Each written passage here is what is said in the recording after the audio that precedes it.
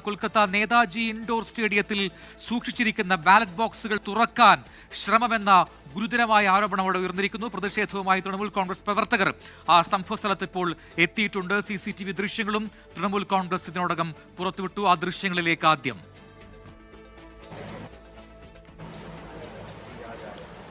ഇതാണ് TMC പുറത്തുവിട്ട ദൃശ്യങ്ങൾ. പക്ഷേ പോസ്റ്റൽ ബാലറ്റ് മണ്ഡലങ്ങളുടെ അടിസ്ഥാനത്തിൽ തരംതിരിക്കുകയായിരുന്നു എന്നാണ് തെരഞ്ഞെടുപ്പ് കമ്മീഷന്റെ വിശദീകരണം. ശ്രീനാഥ് ചന്ദ്രൻ കൊൽക്കത്തയിൽ നിന്നും തത്സമയ വിവരങ്ങളുമായി ചേരുന്നു. ശ്രീനാഥ്, ഇപ്പോൾ ഉള്ളത് നേതാജി സ്റ്റേഡിയത്തിനടുത്താണെന്ന് എനിക്കറിയാം. അവിടെയാണ് ആ സ്ട്രോങ് റൂം ഉള്ളത്. വലിയ പ്രതിഷേധം തൃണമൂലിന്റെ ഭാഗത്തും ഉണ്ടാകുന്നുണ്ട്.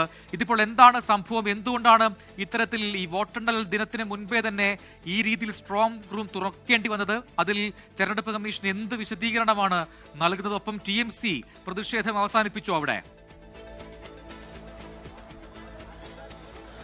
പ്രജിൻ, കൊൽക്കത്തയിലെ ഈഡൻ ഗാർഡൻ സ്റ്റേഡിയത്തിന് തൊട്ടടുത്താണ് ഈ നേതാജി ഇൻഡോർ സ്റ്റേഡിയം. ഇവിടെയാണ് പ്രധാനപ്പെട്ട പല മണ്ഡലങ്ങളിലെയും മെഷീനുകൾ, EVMകൾ സൂക്ഷിച്ചിട്ടുള്ളത്. ഇവിടെ ഇന്നിപ്പോൾ വൈകിട്ടായപ്പോഴാണ് തൃണമൂലിന്റെ ഗ്രൂപ്പിൽ, മീഡിയ ഗ്രൂപ്പിൽ ആദ്യം ഈ ദൃശ്യങ്ങൾ അവർ പങ്കുവയ്ക്കുന്നത്. ഇവിടെയുള്ള ഈ സ്ട്രോങ് റൂം തുറന്നു, അതിനുള്ളിൽ EVM തിരിമറി നടന്നു, അതിന്റെ തെളിവുകളാണ് ഞങ്ങളുടെ കൈവശമുള്ളത് എന്നതായിരുന്നു ആ സന്ദേശം. പിന്നാലെ തന്നെ ഇവിടേക്ക് കുനാൽ ഘോഷ് അടക്കമുള്ള TMC നേതാക്കൾ എത്തുന്നു. അവരിവിടെ ഒരു ധർണ, അവിടെ കുത്തിയിരിപ്പ് സമരം ആയി മുന്നോട്ട് പോകുന്നു.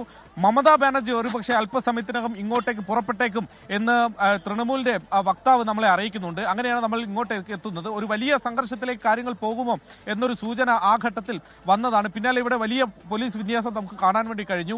കേന്ദ്രസേന അടക്കമുള്ള നിരവധി ഉദ്യോഗസ്ഥരെ ഇവിടെ അണിനിരത്തുന്നത് നമ്മൾ കണ്ടു. പുറത്തേക്ക് TMC പ്രവർത്തകർ വരാനുള്ള സാധ്യത കണ്ട് കുറച്ച് അകലെ വെച്ച് തന്നെ വാഹനങ്ങൾ തടയുകയും ഒക്കെ ചെയ്തു. അങ്ങനെ കാര്യമായ ഒരു നാടകീയമായ രംഗങ്ങളിലേക്ക്, ഒരു സംഘർഷ സാഹചര്യത്തിലേക്ക് നേതാജി ഇൻഡോർ സ്റ്റേഡിയത്തിന് മുകളിലേക്ക് കാര്യങ്ങൾ പോകും എന്നൊരു ഘട്ടം എത്തി. അപ്പോഴാണ് തെരഞ്ഞെടുപ്പ് കമ്മീഷന്റെ ഒരു വിശദീകരണം പിന്നാലെ വന്നത്.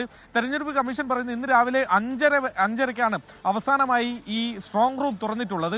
അത് എല്ലാവരെയും അറിയിച്ച് വളരെ സുതാര്യമായി നടന്നൊരു കാര്യമാണ്. സ്ട്രോങ് റൂം ഈ സമയം വരെ പിന്നീട് തുറന്നിട്ടില്ല എന്നതാണ് പറയുന്നത്.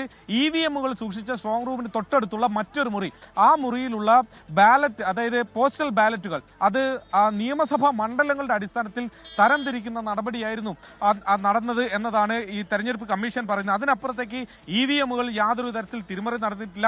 കോറിഡോറിൽ വെച്ച്, ഇടനാഴിയിൽ വെച്ച് നടന്ന ഈ ഒരു നടപടിയാണ് ദൃശ്യങ്ങളെ പുറത്തു വന്നത് എന്നതാണ് തെരഞ്ഞെടുപ്പ് കമ്മീഷന്റെ ഒരു വിശദീകരണം. മാത്രമല്ല, അല്പസമയത്തിനകം തന്നെ മുഖ്യ തെരഞ്ഞെടുപ്പ് കമ്മീഷണറുടെ, ബംഗാളിലെ തെരഞ്ഞെടുപ്പ് കമ്മീഷണറുടെ ഒരു വാർത്താ സമ്മേളനം കൂടി ഉണ്ടാകും എന്ന വിവരം കൂടിയുണ്ട്.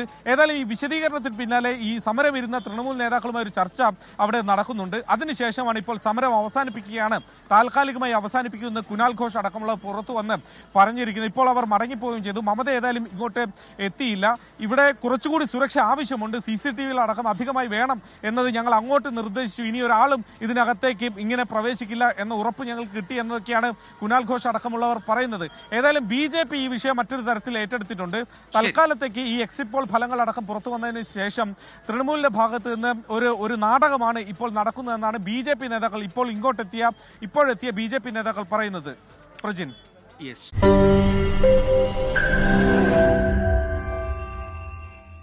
ലോകത്തെവിടെയായാലും ഏത് സമയത്തും 24 വാർത്തകളും ഓഗ്മെന്റഡ് റിയാലിറ്റി പാക്കേജുകളും എക്സ്പ്ലെയിനറുകളും വിശദമായി കാണാൻ ഞങ്ങളുടെ YouTube ചാനൽ നിങ്ങൾക്ക് സബ്സ്ക്രൈബ് ചെയ്യാം.